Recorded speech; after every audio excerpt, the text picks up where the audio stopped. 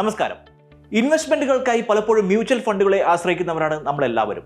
മുൻകാലങ്ങളിൽ FD പോലെയുള്ള investment ആയിരുന്നു പോപ്പുലർ എങ്കിൽ ഇന്ന് മ്യൂച്വൽ ഫണ്ടിലേക്ക് കൂടുതൽ ആളുകളും ഫോക്കസ് ചെയ്യുന്നു എന്നുള്ളതാണ് സത്യം. ആളുകൾ റിസ്ക് എടുക്കാൻ ഇന്ന് തയ്യാറാണ്. അതായത് നമ്മുടെ പണം പെട്ടെന്ന് വർദ്ധിക്കുന്ന രീതിയിലുള്ള ഒരു ഇൻവെസ്റ്റ്മെന്റ് ഓപ്ഷനുകളാണ് ആളുകൾ ഇന്ന് കൂടുതൽ പ്രിഫർ ചെയ്യുന്നത്. പക്ഷേ മ്യൂച്വൽ ഫണ്ടിന് സ്വാഭാവികമായിട്ടും റിസ്ക് എലമെന്റ് വളരെ കൂടുതലാണ് എന്ന് നമുക്കറിയാം. നമ്മുടെ തന്നെ പല വീഡിയോകളിലും നമ്മൾ മ്യൂച്വൽ ഫണ്ട് എത്രത്തോളം റിസ്ക് ഉള്ളതാണ് എന്ന് ഓൾറെഡി പറഞ്ഞിട്ടുണ്ടായിരുന്നു. പക്ഷേ ഇന്ന് നമ്മൾ ഈ വീഡിയോയിൽ പറയാൻ പോകുന്ന കാര്യം, ഇന്ന് നമ്മൾ എന്താണ് ഡിസ്കസ് ചെയ്യാൻ പോകുന്നത് എന്ന് വെച്ചാൽ ഇവിടെ നിങ്ങൾക്ക് കാണാം, how safe is your money in mutual fund investment. Mutual fund ഇൻവെസ്റ്റ്മെന്റിൽ നിങ്ങളുടെ പണം എത്രത്തോളം സുരക്ഷിതമാണ്? നിങ്ങൾ എപ്പോഴെങ്കിലും അത് ആലോചിച്ചിട്ടുണ്ടോ? ഏതൊക്കെ സാഹചര്യങ്ങളാണ് നമ്മൾ ഇന്ന് ചർച്ച ചെയ്യാൻ പോകുന്നത് എന്ന് വെച്ചാൽ, ആപ്പ് ഷട്ട് ഡൗൺ ആവുകയാണെങ്കിൽ നമുക്കറിയാം, നമ്മൾ ഒരുപാട് ആപ്പുകളും കാര്യങ്ങളും നമുക്ക് യൂസ് ചെയ്യാറുണ്ട്. ചിലപ്പോൾ നമുക്ക് കേൾക്കാം, ഇന്ന ആപ്പ് ഇനി തൊട്ട് ഉപയോഗിക്കാൻ പാടില്ല, ഇന്ത്യയിൽ അത് നിരോധിച്ചിരിക്കുന്നു. അത്തരത്തിലുള്ള ഒരു സാഹചര്യം വന്നു കഴിഞ്ഞാൽ എന്താണ് നമ്മൾ ചെയ്യുക? അടുത്ത ഒരു സിനാരിയോ എന്ന് പറയുന്നത് സേഫ്റ്റി കൺസേൺസ് ആണ്. നമ്മൾ ആപ്പിലേക്കാണ് നമ്മുടെ പണം ഇൻവെസ്റ്റ് ചെയ്യുന്നത്, അല്ലേ? നമ്മൾ മ്യൂച്വൽ ഫണ്ടിൽ ഇൻവെസ്റ്റ് ചെയ്യുന്ന സമയത്ത് നമ്മൾ ഏതെങ്കിലും തേർഡ് പാർട്ടി ആപ്പിലേക്കായിരിക്കും നമ്മുടെ പണം, ഈ ആപ്പ് മുഖേനയായിരിക്കും നമ്മുടെ പണം നമ്മൾ ഇൻവെസ്റ്റ് ചെയ്യുന്നത്. അതുമായി ബന്ധപ്പെട്ട സേഫ്റ്റി എത്രത്തോളം ഉണ്ട്? അത്തരത്തിലുള്ള സേഫ്റ്റി കൺസേൺസ് എന്തൊക്കെയാണ്? അതുപോലെ തന്നെ who safeguards the money? നിങ്ങൾ ഇൻവെസ്റ്റ് ചെയ്യുന്ന പണം ആരാണ് സംരക്ഷിക്കുന്നത്? അങ്ങനെയുള്ള കാര്യങ്ങളെക്കുറിച്ച് നിങ്ങൾക്ക് സ്വാഭാവികമായിട്ടും സംശയങ്ങൾ ഉണ്ടാവും. സോ വിശദമായിട്ട് വളരെ ഡീറ്റെയിൽ ആയിട്ട് തന്നെ ഈ ഒരു പ്രശ്നം അല്ലെങ്കിൽ ഈ ഒരു വിഷയം നമ്മൾ ഡിസ്കസ് ചെയ്യാൻ പോവുകയാണ്. ബോസ്വാല മലയാളത്തിന്റെ മറ്റൊരു വീഡിയോയിലേക്ക് ഏവർക്കും സ്വാഗതം. ഞാൻ അവിനാഷ്. നമ്മൾ മ്യൂച്വൽ ഫണ്ടിൽ ഇൻവെസ്റ്റ് ചെയ്യുന്ന സമയത്ത് പ്രധാനമായും ഉപയോഗിക്കുന്ന ആപ്പുകളെ കുറിച്ച് നിങ്ങൾക്ക് ഏകദേശം അറിയുന്നുണ്ടാവും. എങ്കിലും ഞാൻ ഒന്നും കൂടി പറഞ്ഞു തരാം. നമ്മൾ ഗ്രോ ആപ്പ് ഉപയോഗിച്ച് നമ്മൾ മ്യൂച്വൽ ഫണ്ടിൽ ഇൻവെസ്റ്റ് ചെയ്യാറുണ്ട്. അതുപോലെ തന്നെ Zerodha എന്ന ആപ്പ് വളരെ പോപ്പുലർ ആണ്. നമുക്കറിയാം, Zerodha വഴി നമ്മൾ ഒരുപാട് ഇൻവെസ്റ്റ്മെന്റ് നടത്താറുണ്ട്. അതുകൂടാതെ Paytm മണി വഴി നമുക്ക് മ്യൂച്വൽ ഫണ്ട് ഇൻവെസ്റ്റ്മെന്റ് നടത്താം. Paytm മണി മ്യൂച്വൽ ഫണ്ട് ഇൻവെസ്റ്റ്മെന്റ് പ്രൊമോട്ട് ചെയ്യുന്നുണ്ട്, അവർ പ്രൊവൈഡ് ചെയ്യുന്നുണ്ട്. ET മണി എന്ന് പറയുന്ന ആപ്പ് വഴി നമുക്ക് മ്യൂച്വൽ ഫണ്ട് ഇൻവെസ്റ്റ്മെന്റ് ചെയ്യാം. Angel One, അതുകൂടാതെ അപ്സ്റ്റോക്ക്, ഇത്തരത്തിലുള്ള ആപ്പുകളെല്ലാം വഴി നമുക്ക് മ്യൂച്വൽ ഫണ്ട് ഇൻവെസ്റ്റ് ചെയ്യാനുള്ള ഓപ്ഷൻ ഇന്ന് അവൈലബിൾ ആണ്. പക്ഷേ ഇൻവെസ്റ്റ് ചെയ്യുന്ന ആളുകൾക്ക് പലപ്പോഴും ഉണ്ടാകുന്ന കോമൺ ആയിട്ടുള്ള ചില പ്രശ്നങ്ങൾ, ചില സംശയങ്ങൾ എന്താണെന്ന് വെച്ചാൽ, നമ്മുടെ അസറ്റ് മാനേജ്മെന്റ് കമ്പനി നമ്മുടെ പണവുമായി കടന്നു കളയുകയാണെങ്കിൽ എന്തായിരിക്കും സംഭവിക്കുക? നമ്മുടെ പണത്തിന് എന്ത് സേഫ്റ്റിയാണ് അവിടെയുള്ളത്? ഇത്തരത്തിലുള്ള ഭയം അല്ലെങ്കിൽ പേടി പല ആളുകൾക്കും ഉണ്ടാവാറുണ്ട് മ്യൂച്വൽ ഫണ്ടിൽ ഇൻവെസ്റ്റ് ചെയ്യുന്ന സമയത്ത്. അതുകൂടാതെ ഞാൻ ആദ്യം പറഞ്ഞതുപോലെ ഇൻവെസ്റ്റ്മെന്റ് പ്ലാറ്റ്ഫോം ഷട്ട് ഡൗൺ ആവുകയാണെങ്കിൽ, നമ്മൾ ഇൻവെസ്റ്റ് ചെയ്യുന്ന പ്ലാറ്റ്ഫോം പൂട്ടിപ്പോവുകയാണെങ്കിൽ നമ്മുടെ പണത്തിന് എന്ത് ഗ്യാരണ്ടിയാണുള്ളത്? നമ്മുടെ പണം സേഫ് ആയിരിക്കുമോ? ഇത്തരത്തിലുള്ള സംശയങ്ങളും ആളുകൾക്ക് ഉണ്ടാവാറുണ്ട്. ഏറെ കോമൺ ആയിട്ടുള്ള മറ്റൊരു സംശയം എന്താണെന്ന് വെച്ചാൽ, ഇത്തരത്തിലുള്ള ആപ്പുകളിൽ ഇൻവെസ്റ്റ് ചെയ്യുന്നത് ആക്ച്വലി സേഫ് ആണോ? എത്രത്തോളം സുരക്ഷിതമാണ് നമ്മൾ ആപ്പുകൾ വഴി മ്യൂച്വൽ ഫണ്ട് ഇൻവെസ്റ്റ് ചെയ്യുന്ന സമയത്ത്?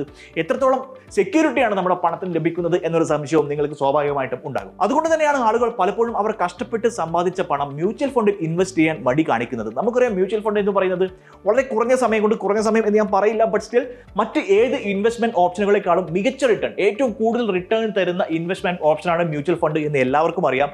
പക്ഷേ സ്റ്റിൽ ആളുകൾക്ക് അവരുടെ കയ്യിൽ പണം ഉണ്ടെങ്കിൽ പോലും മ്യൂച്വൽ ഫണ്ടിലേക്ക് അവർ നിക്ഷേപിക്കാൻ മടി കാണിക്കുന്നതിന്റെ പ്രധാനപ്പെട്ട കാരണം ഇത്തരത്തിലുള്ള സേഫ്റ്റി കൺസേൺസ് ആണ്. അപ്പോൾ നമുക്ക് നോക്കാം, എന്തുകൊണ്ട് മ്യൂച്വൽ ഫണ്ടിൽ ഇൻവെസ്റ്റ് ചെയ്യാൻ ഭയക്കേണ്ടതില്ല എന്നതാണ് അടുത്തത് നമ്മൾ പറയാൻ പോകുന്നത്. Who regulates mutual funds? ആരാണ് മ്യൂച്വൽ ഫണ്ടുകൾ റെഗുലേറ്റ് ചെയ്യുന്നത്? നമുക്കറിയാം, ഇന്ത്യയിലെ എല്ലാ ബാങ്കുകളും റിസർവ് ബാങ്ക് ഓഫ് ഇന്ത്യയുടെ RBIയുടെ റെഗുലേഷന്റെ അണ്ടറിലാണ് വരുന്നത്. RBIയുടെ നിയമ നടപടികൾ പാലിക്കാതെ അല്ലെങ്കിൽ RBI നിഷ്കർഷിക്കുന്ന ചില കാര്യങ്ങൾ അനുശാസിക്കാതെ ഇന്ത്യയിൽ ഒരു ധനകാര്യ സ്ഥാപനത്തിനും ഒരു ബാങ്കുകൾക്കും പ്രവർത്തിക്കാൻ സാധ്യമല്ല. അതുപോലെ തന്നെ മ്യൂച്വൽ ഫണ്ടിനും ഒരു റെഗുലേഷൻ ഉണ്ട്, അതാണ് സെബി. ഈ സെബിയുടെ അണ്ടറിലാണ് എല്ലാ മ്യൂച്വൽ ഫണ്ട് ആപ്പുകളും, എല്ലാ മ്യൂച്വൽ ഫണ്ടും പ്രവർത്തിക്കുന്നത്.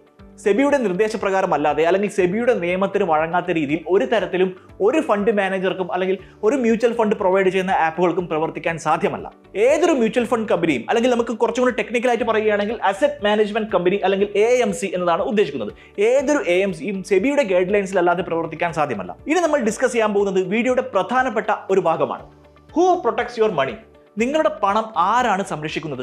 നമ്മൾ മ്യൂച്വൽ ഫണ്ടിൽ ഇൻവെസ്റ്റ് ചെയ്യുന്ന സമയത്ത് സ്വാഭാവികമായിട്ട് നമുക്കറിയാം അത് എങ്ങോട്ടാണ് പോകുന്നത്. നമ്മളൊരു ആപ്പിലേക്കാണ് ഡയറക്റ്റ് ഇൻവെസ്റ്റ് ചെയ്യുന്നത്. പക്ഷെ നമ്മൾ ഇൻവെസ്റ്റ് ചെയ്ത് കഴിഞ്ഞാൽ ആ പണം എങ്ങോട്ടാണ് പോകുന്നത്, ആരാണ് ആ പണം സംരക്ഷിക്കുന്നത് എന്നതിനെ കുറിച്ച് സ്വാഭാവികമായിട്ട് നിങ്ങൾക്ക് സംശയങ്ങൾ ഉണ്ടാകും. അതുപോലെ തന്നെ നമ്മൾ ഇൻവെസ്റ്റ് ചെയ്യുന്ന ആപ്പ് ഷട്ട് ഡൗൺ ആവുകയാണെങ്കിൽ, ഒരു ആപ്പ് ബാൻ ചെയ്യുകയാണെങ്കിൽ നമ്മുടെ പണം എങ്ങോട്ടാണ് പോകുന്നത്, അത് എങ്ങനെയാണ് സംരക്ഷിക്കപ്പെടുന്നത്? അതുപോലെ തന്നെ നമ്മുടെ ഇൻവെസ്റ്റ്മെന്റ് ഡീറ്റെയിൽസ് നമുക്ക് എങ്ങനെയാണ് ലഭിക്കുന്നത്? നമ്മൾ നേരത്തെ പറഞ്ഞ പോലെ ഗ്രോ, Zerodha, Paytm മണി, ET മണി, Angel One, അപ്സ്റ്റോക്ക്, ഇവരാണ് പ്രധാനപ്പെട്ട registered distributors of mutual fund എന്ന് പറയുന്നത്. ഇവിടെയാണ് നിങ്ങൾ അറിഞ്ഞിരിക്കേണ്ടത്, ഇവർ ഒരു മീഡിയേറ്റേഴ്സ് മാത്രമാണ്.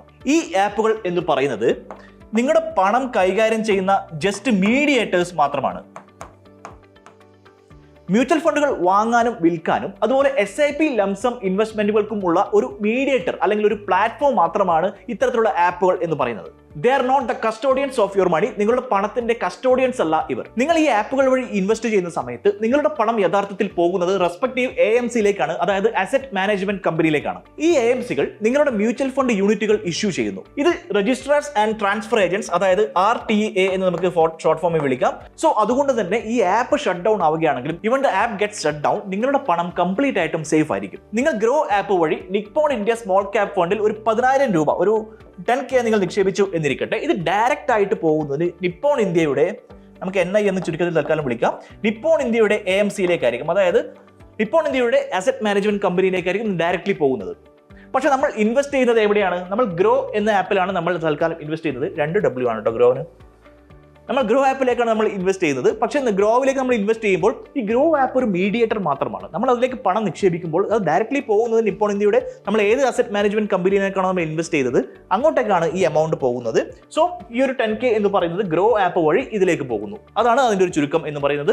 ഈ ആപ്പ് നമ്മുടെ പണം ഹോൾഡ് ചെയ്യുന്നില്ല എന്നതാണ് അതിന്റെ യാഥാർത്ഥ്യം. സോ ഇൻ കേസ് നമ്മൾ ഏത് ആപ്പിലാണോ ഇൻവെസ്റ്റ് ചെയ്യുന്നത് ആ ആപ്പ് എന്തുകൊണ്ട് ഇന്ത്യയിൽ അവൈലബിൾ അല്ല, അല്ലെങ്കിൽ ഷട്ട് ഡൗൺ ആവുകയാണ് എന്നിരിക്കട്ടെ, നിങ്ങൾക്ക് ചെയ്യാൻ പറ്റുന്ന കാര്യം, നമ്മൾ ഫോർ എക്സാമ്പിൾ നമ്മൾ ഈ ആപ്പ് വഴി നിപ്പോൺ ഇന്ത്യയിലേക്ക് നമ്മൾ ഈ എമൗണ്ട് ഇൻവെസ്റ്റ് ചെയ്താൽ ഈ ആപ്പ് ഷട്ട് ഡൗൺ ആവുന്നു എന്നിരിക്കട്ടെ. ആ സമയത്ത് നമ്മൾ ചെയ്യേണ്ടത് നിപ്പോൺ ഇന്ത്യയുടെ വെബ്സൈറ്റിൽ പോയി കഴിഞ്ഞാൽ, നമ്മൾ ഏത് കമ്പനിയിലാണോ ഇൻവെസ്റ്റ് ചെയ്യുന്നത് അവരുടെ വെബ്സൈറ്റിൽ പോയി കഴിഞ്ഞാൽ നിങ്ങളുടെ ഇൻവെസ്റ്റ്മെന്റുമായി ബന്ധപ്പെട്ട ഡീറ്റെയിൽസ് നിങ്ങൾക്ക് അവിടെ കാണാൻ സാധിക്കും. അതുപോലെ തന്നെ നിങ്ങളുടെ മ്യൂച്വൽ ഫണ്ടുമായി ബന്ധപ്പെട്ട എല്ലാ ഡീറ്റെയിൽസും മ്യൂച്വൽ ഫണ്ട് സെൻട്രൽ, CAMS അല്ലെങ്കിൽ K ഫിൻടെക് എന്നീ സ്ഥലങ്ങളിൽ പോയാൽ കാണാൻ വേണ്ടി സാധിക്കും. എല്ലാ ഇൻവെസ്റ്റ്മെന്റുകളും അല്ലെങ്കിൽ മ്യൂച്വൽ ഫണ്ടിൽ നമ്മൾ ഇൻവെസ്റ്റ് ചെയ്യുമ്പോൾ പാൻ കാർഡ് സ്വാഭാവികമായിട്ട് നമ്മൾ ആഡ് ചെയ്യേണ്ടത് കൊണ്ട് തന്നെ, പാൻ കാർഡ് ഡീറ്റെയിൽസ് നമ്മൾ ആഡ് ചെയ്യേണ്ടത് കൊണ്ട് തന്നെ ഈസി ആയിട്ട് തന്നെ നമുക്ക് നമ്മുടെ ഇൻവെസ്റ്റ്മെന്റ് ഡീറ്റെയിൽസ് ലഭിക്കും. ഇനി സ്വാഭാവികമായിട്ട് നിങ്ങൾക്ക് സംശയം ഉണ്ടാകുന്നത് SIPയുമായി ബന്ധപ്പെട്ട കാര്യങ്ങൾക്കാണ്. നമ്മുടെ ആപ്പ് ഷട്ട് ഡൗൺ ആവുകയാണെങ്കിൽ SIP വിഡ്രോവൽ പോസിബിൾ ആണോ എന്നതിനെ കുറിച്ചാണ്.